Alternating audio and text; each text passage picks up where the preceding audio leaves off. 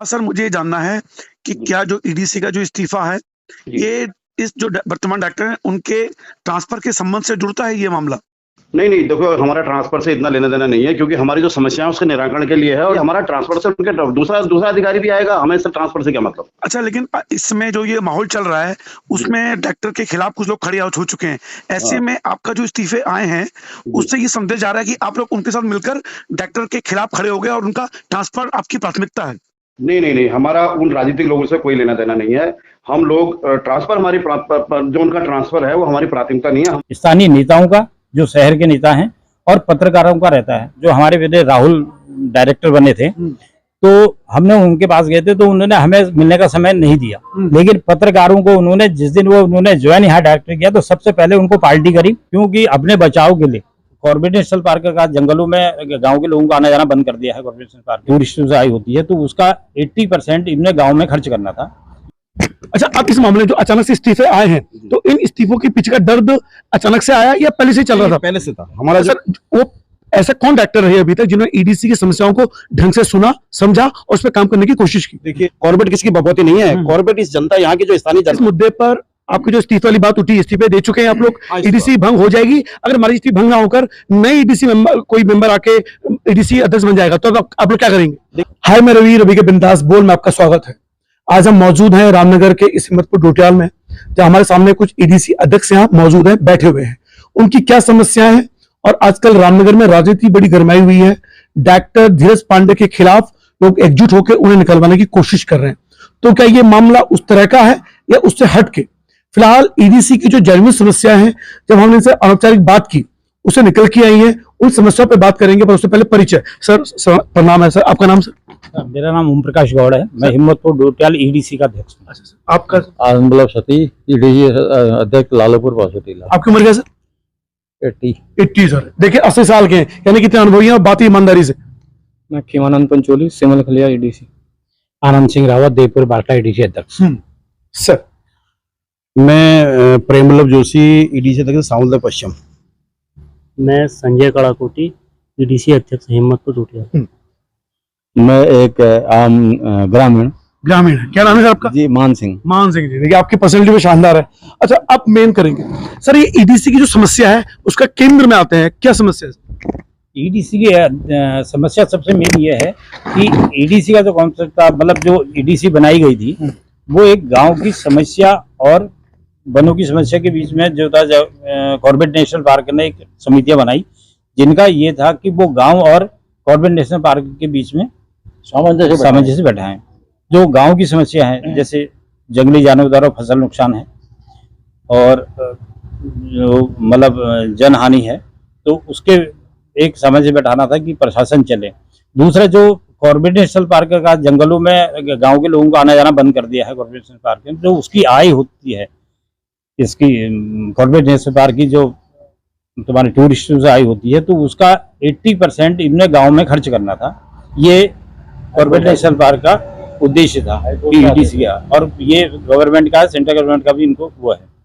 तो ये वो चीजें नहीं करते हैं, अब खर्च नहीं करते। मात्र 2 लाख रुपए सालाना ही एक ईडीसी को देते हैं, जो कि हमारा खर्च उससे ज्यादा बैठता है, क्योंकि हमें यहाँ फसल चौकीदारी में आदमी रखने होते हैं, सोलर फेंसिंग है उसकी देखभाल करनी होती है, सोलर लाइटें, ये कहते हैं कि सोलर लाइट लगाओ, तो वो लगानी होती हैं। उस मामले में हम विकास कार्य सारे रुक जाते हैं गाँव के, और वो कम, मतलब ये 2 लाख रुपए पर मंथ या पर साल होता है? हर साल होता है। पर ईयर बस? अच्छा, मात्र। ओहो, जबकि कॉर्बेट नेशनल पार्क में जो है पर्यटकों की आय से जो है वो 10 करोड़ की आमदनी है, उसके हिसाब से 8 करोड़ रुपए इनको गांव में खर्च करना चाहिए। 80% इनको खर्च करना चाहिए, लेकिन ये मात्र 2 लाख रुपए एक समिति को देते हैं, जो कि 50 लाख रुपए साल जाता है। अच्छा, कुल कितनी ईडीसी है इस क्षेत्र में? हमारे यहाँ पे 17 ईडीसी हैं रामनगर क्षेत्र में, और कुल कॉर्बेट नेशनल पार्क और तुम्हारा कालाड जो है केटीआर में, इसे मिला के 54 ईडीसी करीब हैं यहाँ पे। अच्छा, अच्छा, मुझे जानना है कि अचानक से जो मसला आया हटाने के लिए कि हमें इस्तीफा देना है, तो इस्तीफे का बवाल, क्योंकि कुछ जो नेता है जो हटाना चाहते हैं उनको, उन्होंने आपके उस इस्तीफे को टूल बना लिया अपना, तो उस इस्तीफे से आपका क्या संबंध है और उनसे क्या संबंध है?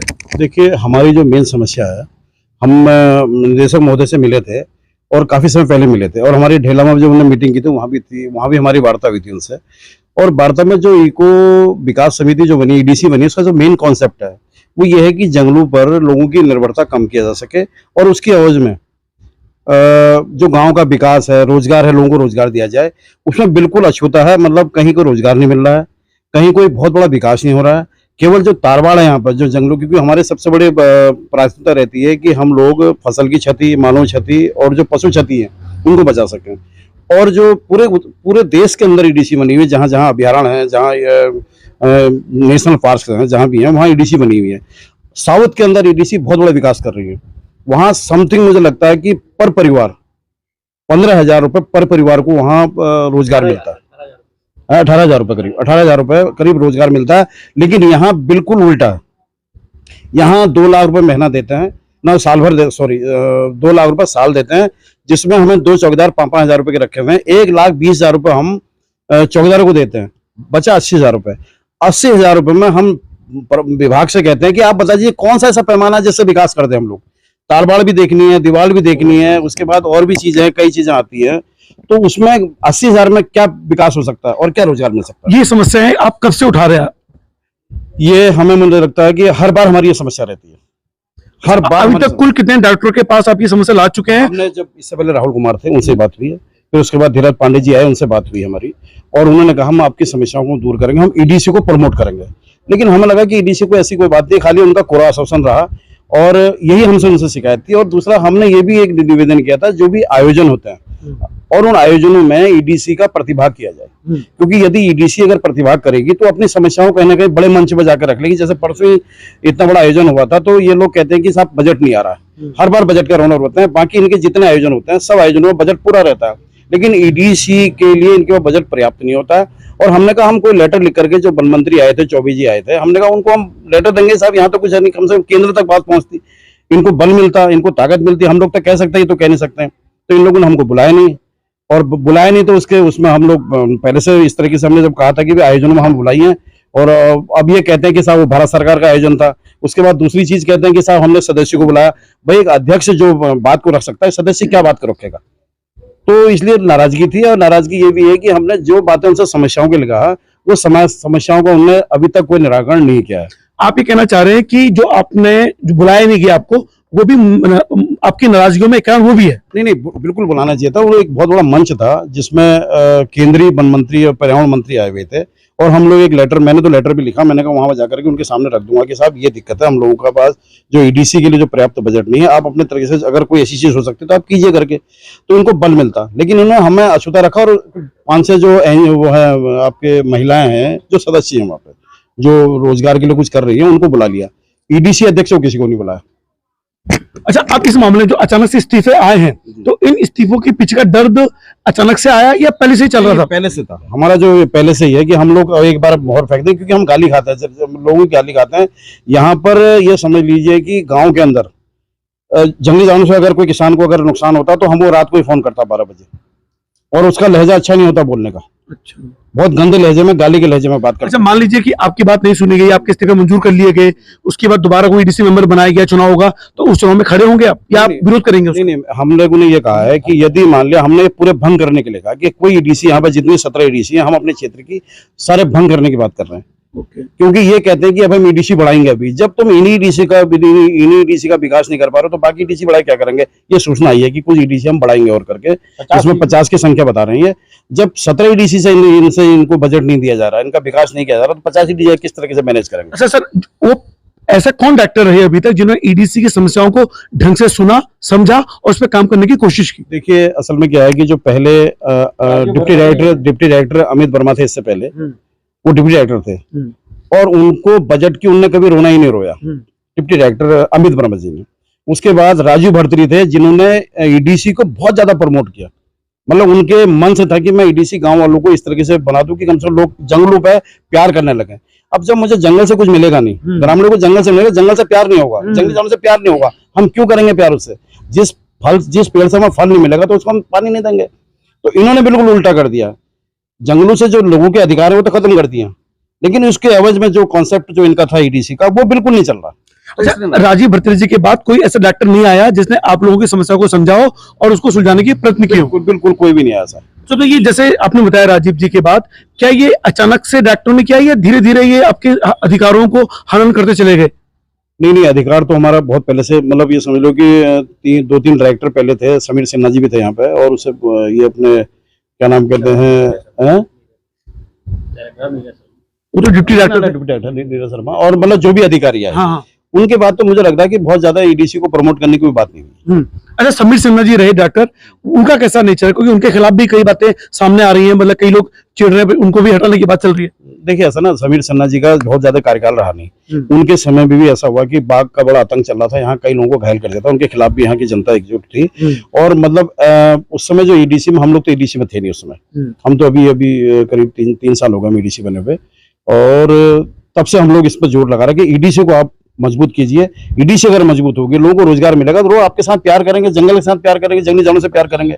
आप प्रोजेक्ट टाइगर, अभी बीच में जो प्रोजेक्ट टाइगर 85 वर्षगांठ थी, तो उसमें मुझे जबरदस्ती करके मंच में जाना पड़ा, हमें वहां भी प्रतिभाग नहीं करने दिया।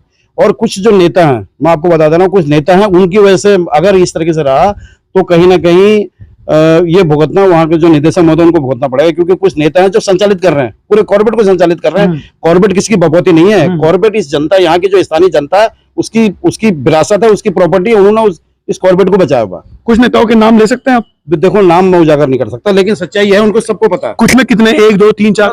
2-3 जने हैं जो पूरा संचालित कर रहे हैं। तो उसमें क्या नाम कहते हैं, और वो उनने साफ कह रखा कि ईडीसी का कोई मतलब नहीं है।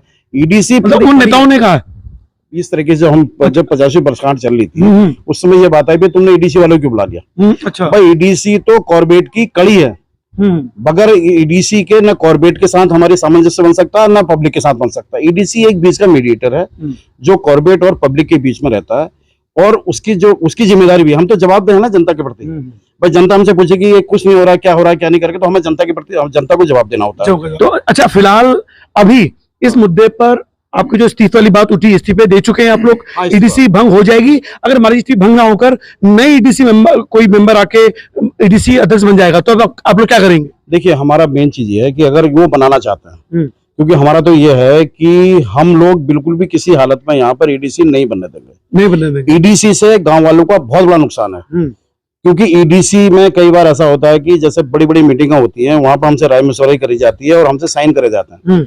यदि ईडीसी बनी तो जो हमारे खिलाफ, जो यहाँ पर जंगलों पर जो हमारे खिलाफ जो कानून बनने हैं, उसके लिए पुख्ता कानून बनेंगे। और ईडीसी हम चाहते हैं, ईडीसी नहीं होगी तो ये जो कानून, जो अभी तक ईडीसी बनने से ही जो हमारे ये क्या नाम कहते हैं, जो अधिकार छीने हैं, ईडीसी बनने का बहुत ज्यादा अधिकार छीने।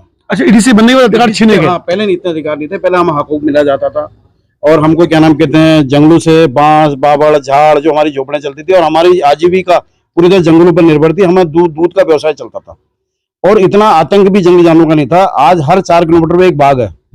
बताइए कि कितना मानव वन्य जीव संघर्ष बढ़ेगा, जिसकी कोई कल्पना नहीं कर सकता। मतलब हम आने वाली पीढ़ी को बाघों के बीच में रख के जाएं, हमारा ये काम नहीं है ना। नहीं सर, अगर बाघ बढ़ेगी तो उसमें डॉक्टर लोग क्या करेंगे?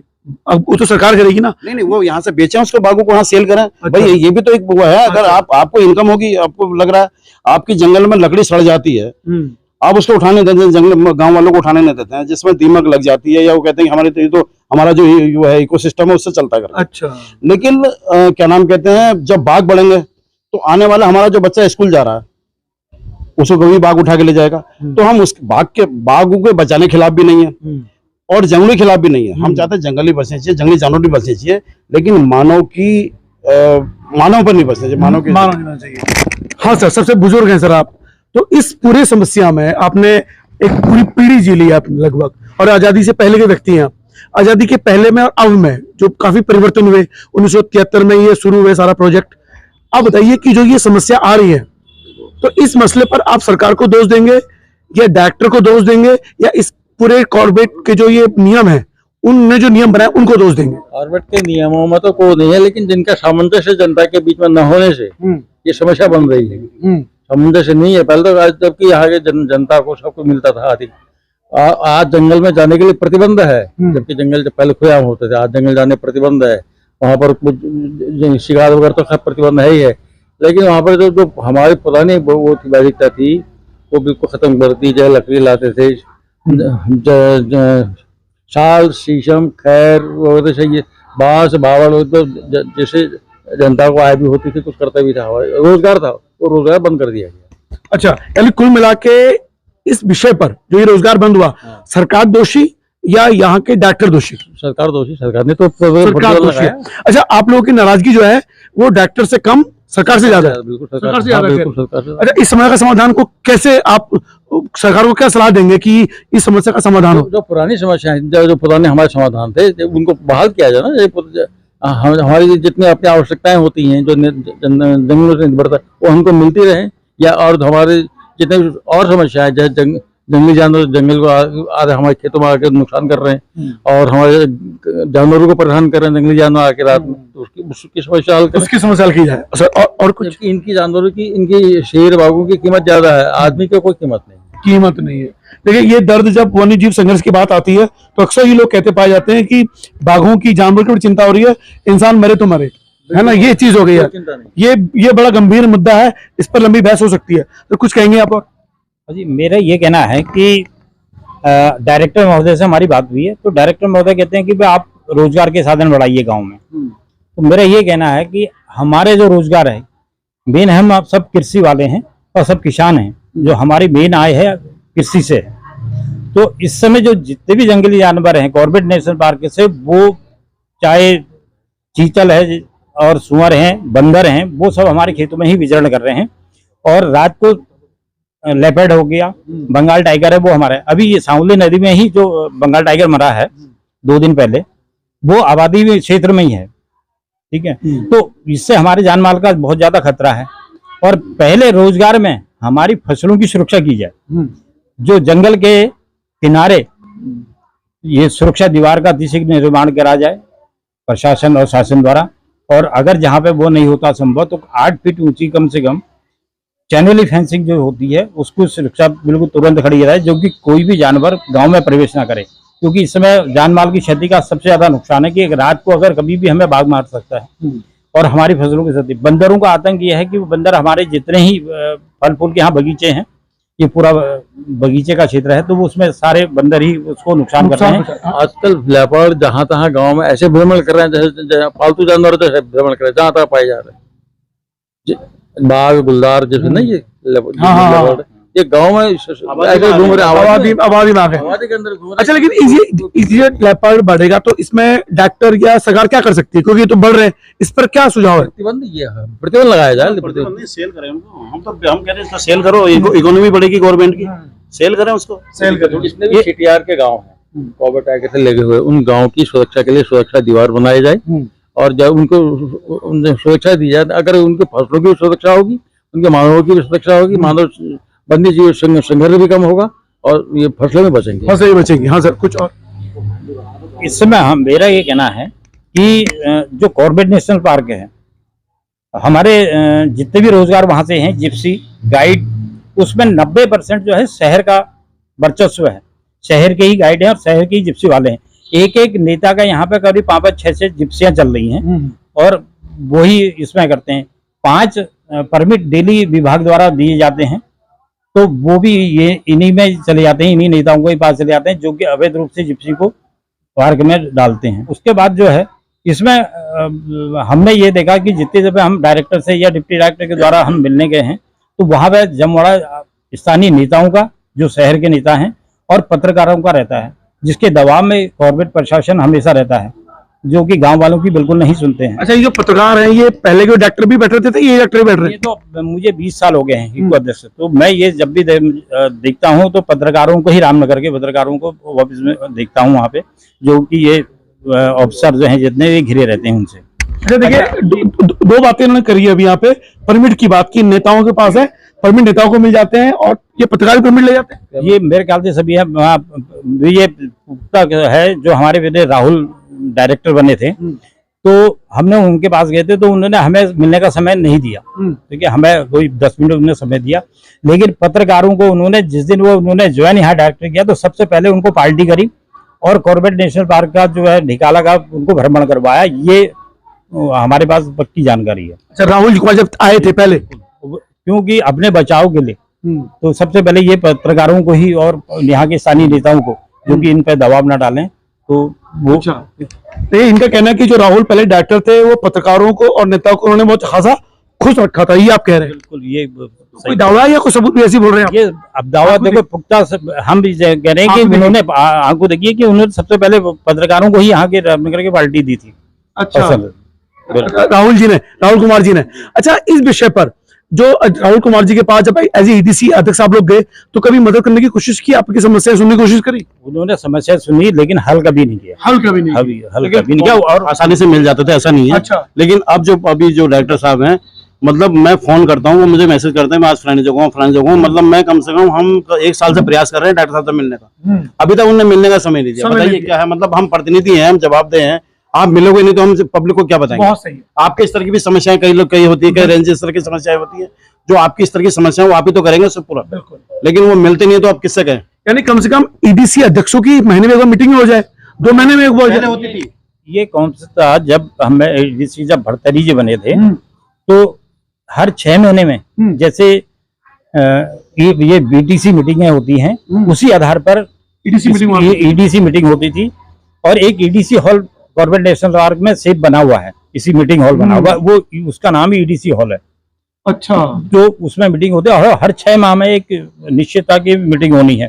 तो जब भरतरी जी और वर्मा जी ये लोग थे तो तब मीटिंग होती थी, लेकिन अब इन्होंने इसको मतलब लगभग 1 साल हो गया है नए डॉक्टर को, अभी तो मीटिंग नहीं हुई, एक बार मीटिंग नहीं हुई है। अभी तक कोई बात ही नहीं हुई है। बात ही नहीं हुई है। देखिए, ये वास्तव में बड़ी गंभीर विषय है कि जो डॉक्टर हैं वर्तमान गृहस्थ पांडे जी, उनको सोचना चाहिए कि जो ईडीसी अध्यक्ष हैं, ईडीसी अध्यक्ष के साथ अगर आप मीटिंग नहीं करोगे, उन्हें मिलने का आप समय नहीं देंगे, तो समस्या का समाधान कैसे होगा? ये बहुत आवश्यक है, जो अभी तक सुनवाई नहीं हो पाई आप लोग। हाँ बिल्कुल बिल्कुल। और दूसरा हमारा ये भी है ना कि जो ईडीसी है, ईडीसी में जो हमारे राइट है वो हमको दे दी जाए, क्योंकि जो साउथ के अंदर है मछली मारने का अधिकार मिले में वहाँ बांस का पूरा जंगल उनको दे दिया है, वो गवर्नमेंट से पैसा नहीं मांगते हैं, वो उसी बांस के जंगल को बेचकर उनको उनका वो भी करते हैं, संवर्धन भी करते हैं और उनका व्यवसाय भी करते हैं। तो इस तरीके से कोई पॉलिसी यहाँ पर बनाई जाए जिससे गांव वाले आपको मतलब इस चीज से जुड़े रहे, नहीं तो कॉर्बेट को तो वो दुश्मन मानना, कॉर्बेट के अधिकार दुश्मन मानना। यानी कि कुल मिला के कॉर्बेट को प्रशासन ने अपनी प्रभुत्व मान लिया है और ग्रामीणों को बिल्कुल अछूत कर दिया उससे कि जाना ही नहीं है वहां पे। और साउथ में मछली पालन, बांस पालन का मारने का अधिकार, अच्छा, मछली मारने का अधिकार भी है वहाँ पे, शहद निकालने का अधिकार। हम पेरियार नेशनल पार्क केरल हम गए थे, तो पेरियार जो नेशनल पार्क है वो सेम कॉर्बेट नेशनल पार्क की तरह है। उसमें शहद, मछली पालन और अन्य व्यवसाय जो जंगल से जुड़े हैं, तो वो उसमें पूर्ण ग्रामीणों को अधिकार है, वो अपना उसमें व्यवसाय करते हैं और उसका लालन पालन भी करते हैं। तभी ग्रामवासियों को लगाव होगा जब वहां से हमें कुछ मिलेगा। हम उसे वहाँ पर पेरियार में देखिए वो कर रहे हैं, तो वहाँ पर महिलाओं को महिला पुलिस बनी हुई है, क्योंकि वनों की सुरक्षा करती हैं खुद। महिलाओं की अपनी एक पुलिस बनी हुई है जो वनों की सुरक्षा करती है। हाँ, महिलाएं सुरक्षा करती हैं और उनको वनों विभाग पर उनके द्वारा काफी सुविधाएं मिलती है। देखिए, फिलहाल बहुत लंबा इंटरव्यू है, बस हमारे जो ईडीसी मेंबर हैं सभी कुछ पूछ लूं। सर, आप बताइए, आपकी मेन समस्या बात हो गई, आप बताइए कुछ जो आपके पास कुछ छूट गया। समस्या तो यही है कि जंगली जानवर वगैरह फसलों का जो ये रोका जाए पहले।